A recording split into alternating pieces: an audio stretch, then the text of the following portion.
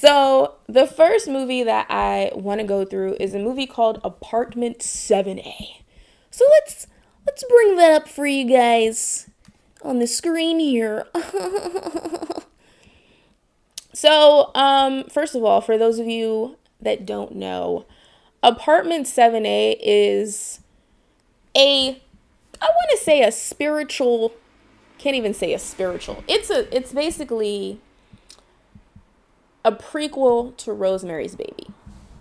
Um, Now, here's the thing. Did anyone ask for a prequel to Rosemary's Baby? I don't think we did. But it's what we got. So, it's a prequel to Rosemary's Baby, and it follows a young woman who was actually introduced in the original movie. So, yeah. For those of you that seen it, it's I think it came out like in September, but it's a Paramount Plus original movie. Yeah, it's a Paramount Plus original movie. It was starring Julie Gardner, so I believe that she was in the show on Netflix. Why can't I remember the name of the show on Netflix? But she was definitely on the show on Netflix where they were like, I think they were like doing some type of like drug kingpin-esque things going on in that show. whatever show that was. I cannot remember right now to save my life. But yeah. So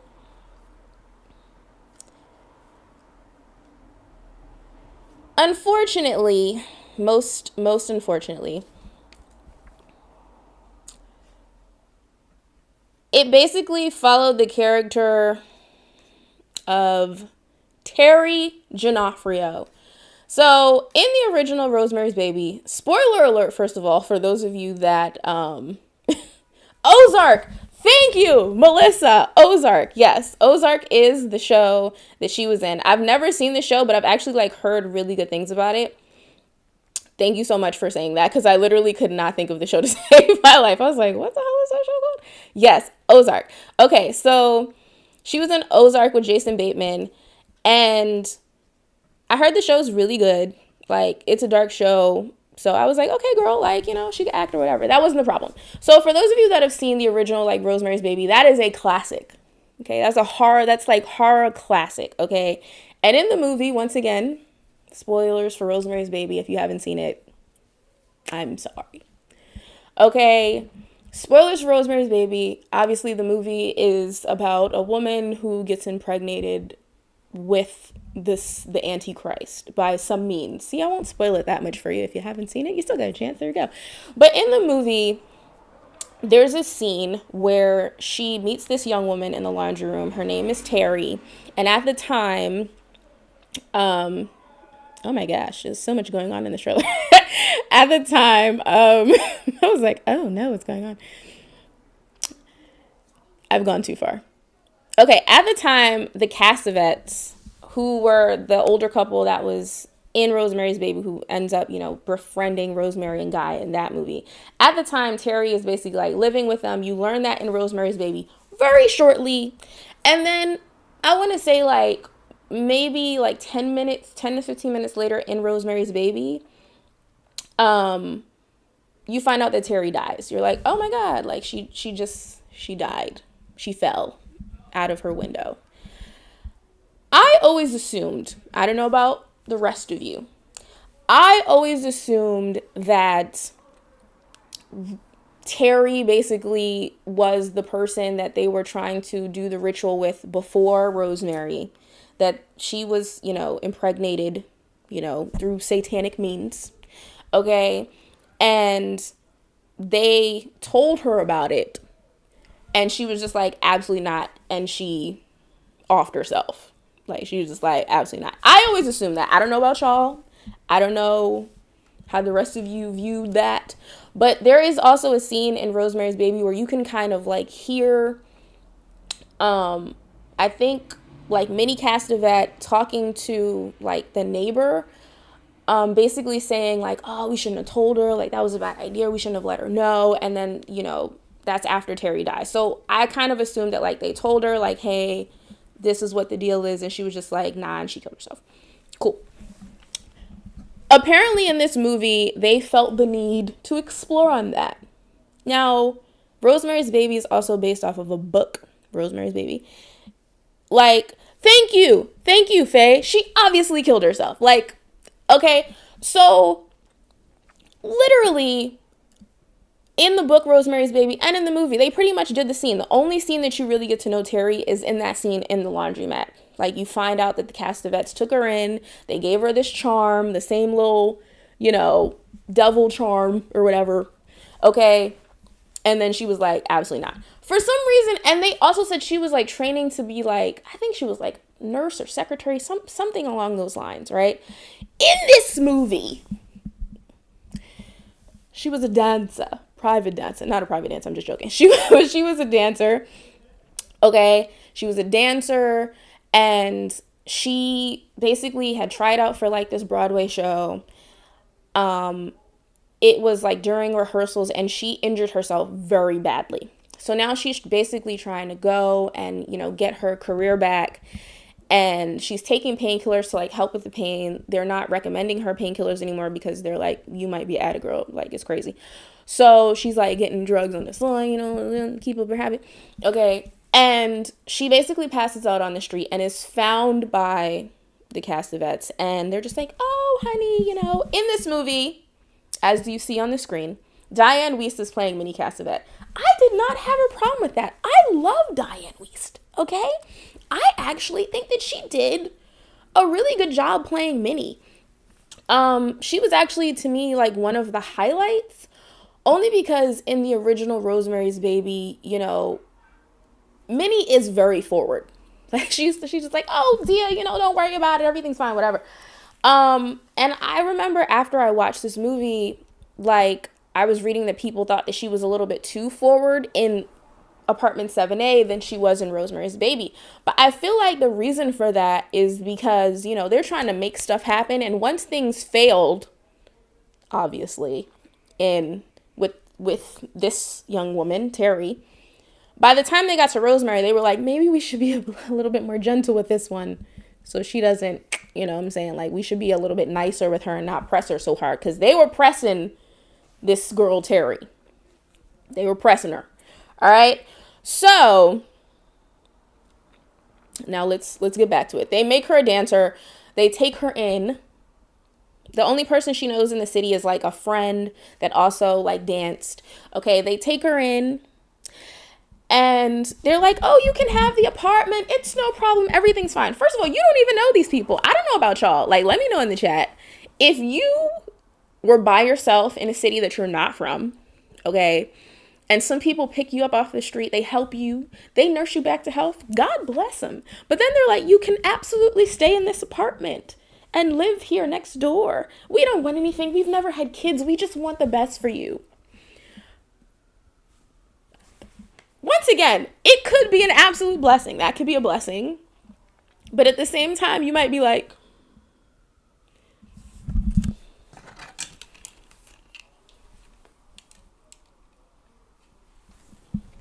this is a little suspicious. Why you give me this apartment?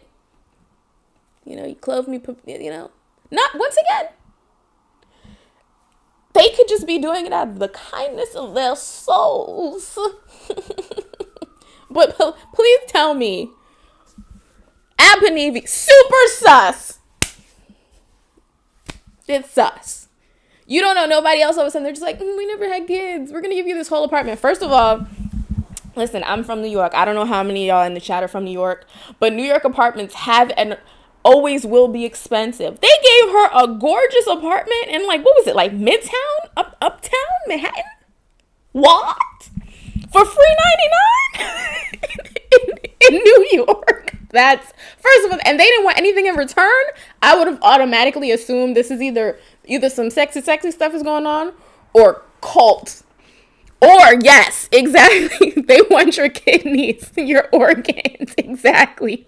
Like something's going on. Absolutely agree. Like they're trying to harvest some things. Okay. Nothing you would assume is like the best intentions. But she is just like, oh my God, it's fine. Okay. So obviously, she's not doing well with her dancing because her foot's all messed up. Like, she really injured herself poorly. Okay. So the next door neighbors is like, oh, we can help you. We're going to give you some ointment to put on. We're going to rub this on your ankle. You're going to be good as new. Okay. So she is good as new. She gets that little ointment. She puts on her ankle. She auditions leading role. Now, also, the director of the show that she's in also lives in the same building. Suspicious again. They're like, go visit him. He'll get you into the show. They go. She visits this man. Sexy things happen. Now all of a sudden, she's in the show. Also, she doesn't remember the sexy things happening. That's called assault. She doesn't remember that happening. She wakes up the same way as Rosemary did, confused, with scratches on her. Okay, and the guy's just like, my bad. I'm sorry. I thought that's what you wanted. But also, you're in the show. So now, fast forward, she gets into the show. She finds out that she's pregnant, obviously, from the guy. Now, in this movie, obviously, the same way that they did with Rosemary's Baby, where there's kind of like this dream sequence where she's like on this yacht and she's, chilling, and all of a sudden she's just like, nah, something's not right. Like, this is kind of weird. But Rosemary is kind of like half conscious because in the movie she was supposed to eat this chocolate mousse. She didn't eat the chocolate mousse, so she was just like half conscious and kind of realized that something was off. In apartment 7A, that's not what happens. This young woman, she has a similar dream sequence, and because she's like a dancer, they basically make it like kind of like a show tune number. I actually really liked what they did with that scene. I thought it was cool, even though she wasn't supposed to be a dancer, but since they went with the dancer route, I guess this is where we're going. That scene was cool. But obviously she finds out that she, the pregnancy goes on. Obviously something's not right. No shit. Okay, she finds out something's not right. And she's like, I'm going to go get rid of the baby. And the cast of us are just like, hold on. Don't do that. Okay, don't do that, because here's the thing. The child's father, okay, it's Satan. But that's fine, because you're going to get everything that you want in life. You're going to be famous. You're going to be a star. So just have the baby. Give us the baby. You could go on with your life. You don't even... What? So, obviously, she goes to try to, terminate the pregnancy, and the baby basically fights back, and she schmurders the woman that's trying to do the procedure for her. So, she realizes they can take out my stomach. Yes. She literally tried to do that. She tried to get, the situation remedied immediately. Once she found out that it wasn't great. Okay? The baby fought back. That wasn't what was happening. So, obviously, fast forward to the end of the movie, which is technically the middle of Rosemary's Baby, and she, pretends that she's okay with everything happening, and then she, jumps out the window, and that's pretty much the end. And it pretty much concludes with, the scene. Mind you, they have Rosemary in the movie for like 2 scenes, but you never see her face. You never hear her voice. And obviously it ends with them like seeing her outside. Now, here's the thing. Why? Who asked for this movie? First of all, you didn't even follow the little bit of information that both the book and the movie gave you about this character Terry Giannoffrio. Like you didn't follow it. You didn't follow it. You literally said, no, we got like 3 bits of information about this young girl and we're not gonna follow this. Then you're basically doing a prequel of information that we as fans of the original movie already pretty much put together ourselves. We didn't need a whole whatever type of movie about this. That doesn't make any sense. So to me, why this movie? Why they did that? Because I spent an hour and 45 minutes, or how long was this? Let's look up here. Let's scroll up. An hour and 47 minutes. We'll give some leeway for credits. We spent an hour and 42 minutes watching this. For what? For who? For why?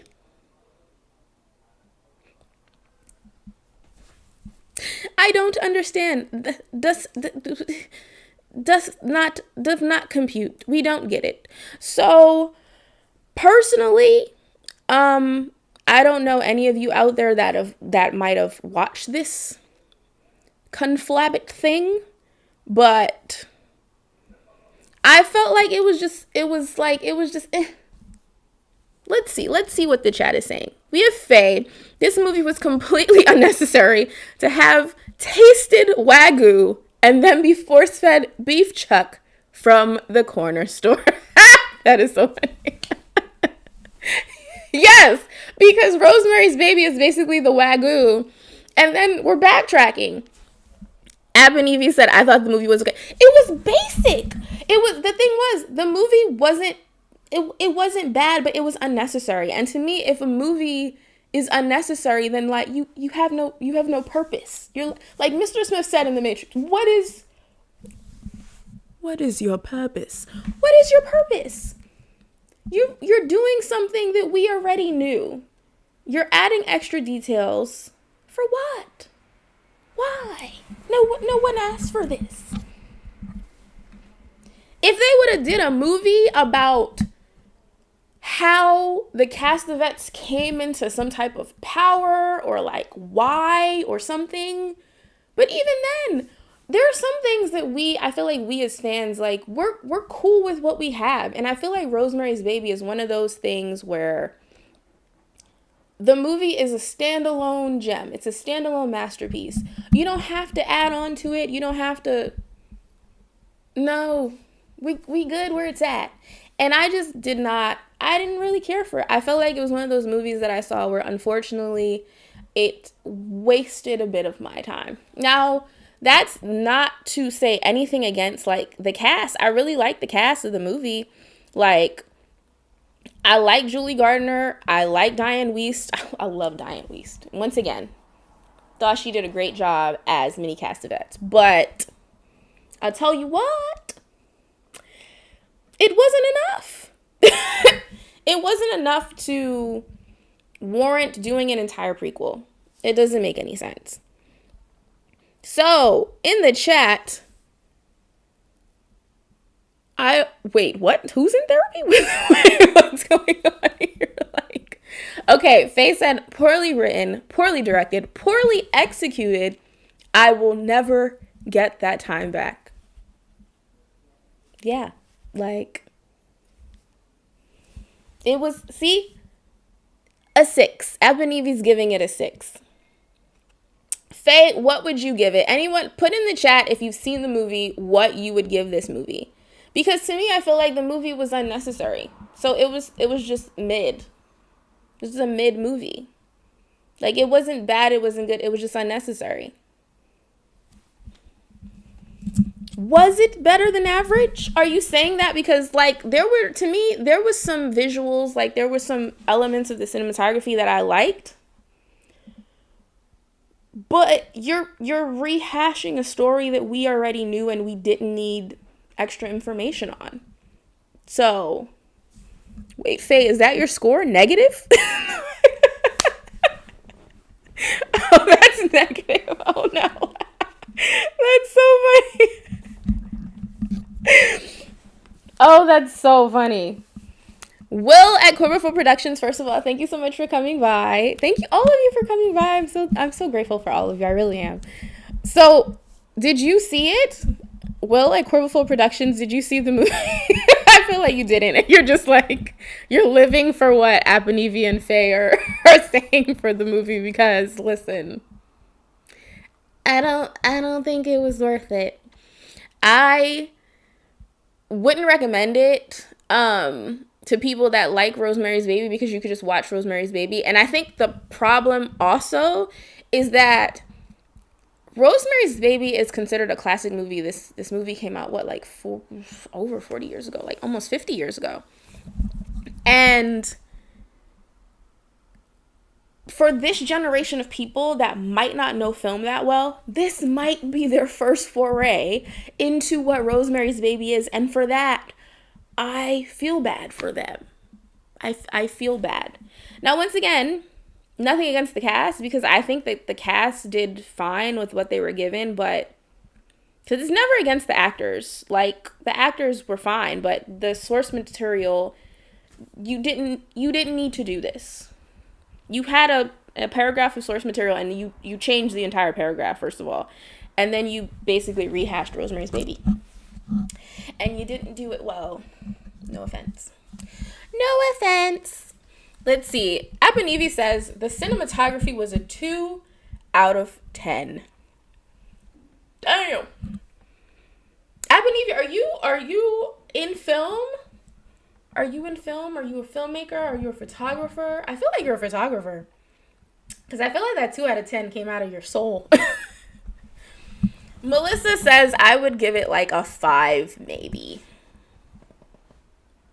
That's what I was thinking. Like, it's just mid. Is this a mid movie? She also, Will said, wow, 2 out of 10. Yeah. Melissa said, I don't know. I feel like it needed help. It did need help. The help was, it didn't need to be done. It didn't need to be done. What was the, let's see if we have a budget for this movie. Let's see what the budget was. Is that here? It's not here on IMDb. Let's check. Apartment 7A budget. There's not much information for the budget of the movie. I bet there isn't. Oh, it says $2.3 million. Is this the right movie? I think it is. So basically, it was low budget. Twas a low budget. 'Twas a very low budget. $2.3 million. Probably because a lot of the shots were done in the building, and yeah, I can see that. Okay. You had a very small cast. Yeah. Okay. Small budget. Robert. Hi, Robert. I didn't see it, but I also wouldn't want it. Abenevi is still photographer. A, somebody else that is a creative. Melissa, I like your Chrome background. Thank you very much. I appreciate that. Faye, those numbers aren't real. No one got paid. That's so funny. Wiki numbers. You guys are funny. Well, we don't know what the budget was of this movie. We have no idea. But it was clearly low. The consensus of the chat, we have a 2. Who said, oh, well, no. Abenevi said the cinematography was a 2, but I remember you gave it a 5. I think, no, Melissa gave it a 5. Abenevi gave it a 6. Faye gave it a negative. Robert didn't see it, and I don't think Will saw it either. So, based off of the average of those, I'm so sorry, the average of those numbers, it's not a great score. I think Faye's negative with no number just brought the entire thing down. I think you might have brought the whole thing down, girl. I think your number might have brought the whole thing down. But a negative one. Are you averaging those numbers out, Will? For us, the average is a negative one. I don't think that's great. Once again, as a fan, Rosemary's Baby, I've highlighted that movie in one of my other videos on the channel, in my Mother's Day video. If you didn't see that video, definitely check it out. I love Rosemary's Baby so much. I think it's an incredible movie. It's an incredible movie about relationships, about motherhood, about trust. I tell you what, the end of Rosemary's Baby, I'd have killed my husband, okay? He would have been gone. Absolutely. We would have.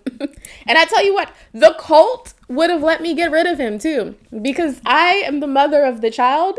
They wouldn't have cared about him anymore. I'd have been like, hey guys,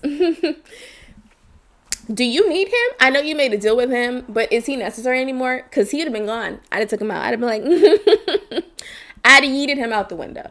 Because you basically traded my body and life and womb so that you could be a star. Yeah. We would have, he would have been gone, y'all. So, just saying.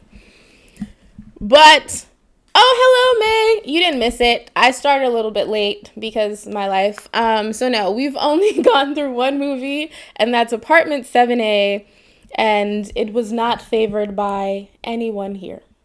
So, there you go. But, yes, so for, once again, Apartment 7A, I felt like it was unnecessary. Shout out to the cast, but to everything else, no thank you. Moving along to the next movie.